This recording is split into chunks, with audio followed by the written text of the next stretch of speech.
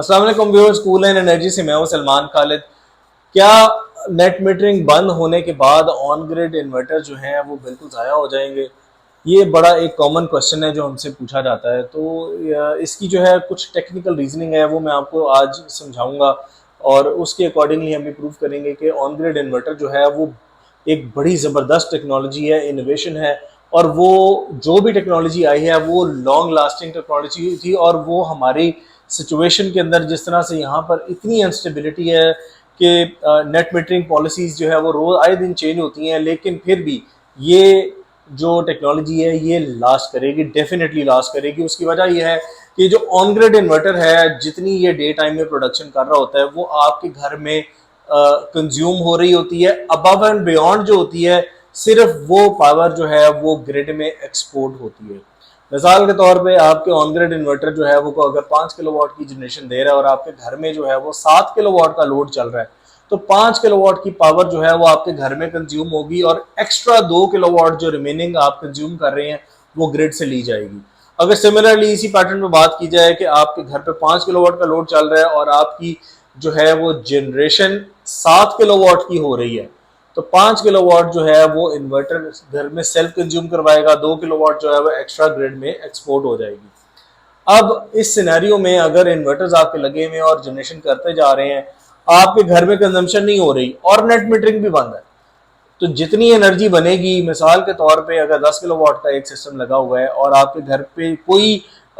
Energy consumption हो नहीं रही, घर बंद है या आप छुट्टियों पे और इन्वर्टर भी आपका ऑन है और नेट मीटरिंग नहीं है, तो 10 किलोवाट का सिस्टम लेट्स जस्ट से कि 8 किलोवाट की जनरेशन कर रहा है, तो वो 8 किलोवाट का 8 किलोवाट आपकी ग्रिड में जा रहा है और आपके मीटर के थ्रू जो है होके जा रहा है। आपका अगर 3 फेज मीटर लगा है या बाई डायरेक्शनल मीटर लगा हुआ है और नेट मीटरिंग की ऑप्शन उसके अंदर नहीं है, तो उस सूरत में फिर आपका जितना भी एक्सपोर्ट है वो आपका लोड कंसिडर होगा। जो है मीटर ये सेंस करेगा कि आपके घर में वो लोड चल रहा है और आपकी वो बिलिंग चार्ज होना शुरू हो जाएगी, बिजली के बिल आपके बढ़ना शुरू हो जाएंगे। इस चीज को कंट्रोल करने के लिए आपके पास जो है 2-3 ऑप्शंस मौजूद होते हैं। एक तो ये कि आप अपने इन्वर्टर की जो पावर जनरेशन है उसको लिमिट कर सकते हैं according to your household load, कि इन्वर्टर जो है वो उस पावर से ज्यादा बिजली जनरेट ही ना करे जितनी आपको रिक्वायर्ड है। दूसरा तरीका इसका यह है कि आप उसके साथ जीरो एक्सपोर्ट डिवाइसेस का इस्तेमाल कर सकते हैं, जो डिवाइसेस आपके घर के जो मेन कंट्रोल्स हैं उसके साथ और आपके इन्वर्टर के साथ जो है वह सिंक्रोनाइज होकर काम करती हैं। दो मोड्स पे ये डिवाइसेस चलती हैं, एक मीन मीडियन मोड होता है और एक लोएस्ट एम्पेयर का मोड होता है। लोएस्ट एम्पेयर मोड में ये होता है कि आपके जो हर फेज है, 3 फेजेस होते हैं नॉर्मली, 3 फेज जो हमारे नेटवर्क कनेक्शन हैं, 3 फेज ऑन ग्रिड इन्वर्टर्स लगे होते हैं। हर फेज पे जो है मिनिमम 2-2 एम्पेयर का लोड चलना चाहिए ताकि वो आपकी डिवाइस जो है वो एक्टिवली काम करती रहे। और एक है मीन मीडियन फेज, उसमें ये होता है कि आपका एक फेज 8 एम्पेयर पे है और एक 6 पे है और एक 4 एम्पेयर पे है। इन तीनों की एवरेज लेकर जो है वो इन्वर्टर अपनी जो है जनरेशन कराता है और वो तीनों फेजेस पे जो है वो स्प्लिट कर देता है। ये दो मेथड्स जो भी जस्टिफाइड हो, जो सुटेबल हो, फिजिबल हो आपके घर के लिए, आप उसके अकॉर्डिंगली अपना इसको सेट कर सकते हैं। तीसरी जो है बड़ी चीज वो ये कि आपकी जितनी इंडस्ट्रियल एप्लीकेशन है वो हाइब्रिड इन्वर्टर्स के ऊपर नहीं हो सकती, क्योंकि इंडस्ट्री का इटसेल्फ बहुत ज्यादा लोड होता है और आपके पास सोलर सिस्टम लगाने की, अप्लाई करने की जो है वो स्पेस भी बड़ी लिमिटेड होती है। तो जितना मर्जी बड़ा सिस्टम लगा लें, इंडस्ट्री की जो है वो सेल्स कंजम्पशन जो है वो इतनी ज्यादा होती है कि वो आप पूरी नहीं कर पाते। तो इंडस्ट्री में अगर आप जीरो एक्सपोर्ट डिवाइस नहीं भी लगाते तो फिर भी जो है वो काम चल जाता है, क्योंकि लेट्स जस्ट से कि अगर एक इंडस्ट्री है उसकी जो रिक्वायर्ड कैपेसिटी है पर डे वो 2 मेगावाट की जो है वो एनर्जी जो है उसको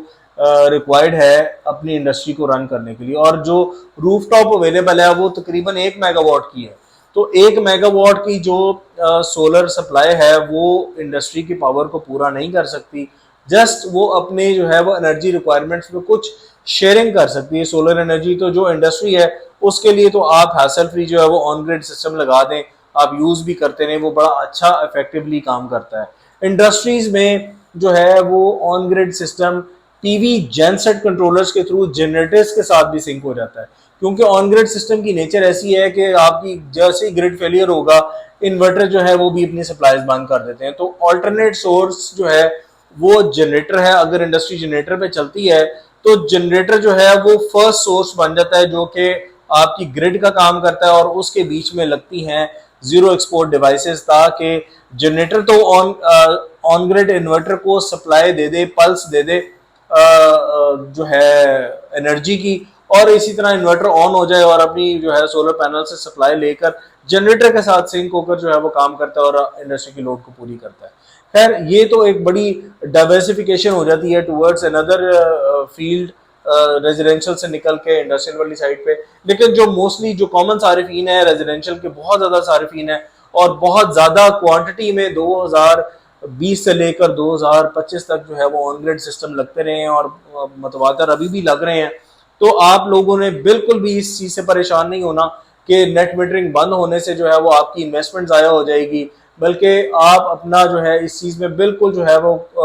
काम रहें, कंपोज रहें। आप जो है वो अपने इन्वर्टर की जो है जनरेशन उसको भी मैनेज कर सकते हैं, जीरो एक्सपोर्ट डिवाइसेस या एक्सपोर्ट कंट्रोल लगाकर भी आप अपनी जो है वो